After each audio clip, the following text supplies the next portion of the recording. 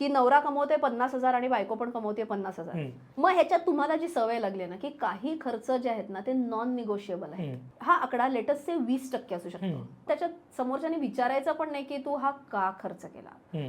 आणि मग जो आपण तो एक नियम लावतो ना 50-30-20 म्हणजे 50% तुमच्या गरजांसाठी, 30% आवडीनिवडींसाठी आणि 20% कंपल्सरी तुमचे गुंतवणुकीकडे जायला पाहिजे. आणि गुंतवणूक मला विचारशील तर कोणाच्या एकाच्या नावावर नको. बऱ्याच वेळेला असं होतं की मुलीच्या नावावरती सगळे खर्च, मुलाच्या नावावरती सगळ्या गुंतवणुकी किंवा व्हाईस वर्सा, मुलीच्या नावावरती सगळ्या गुंतवणुकी, मुलगा सगळा खर्च करतोय. शक्यतोवर तसं नको, कोणाच्या बाबतीत होऊ नये. बट अनफॉर्च्युनेटली सेपरेशन्स होतात, डायव्होर्सेस होतात. अशा वेळेला जर तुमचे जॉईंट अकाउंट असतील ना, तुम्ही EOS करू शकता. EOS is either or survivor. कोण ऑपरेट करताय इज अ डिफरंट स्टोरी.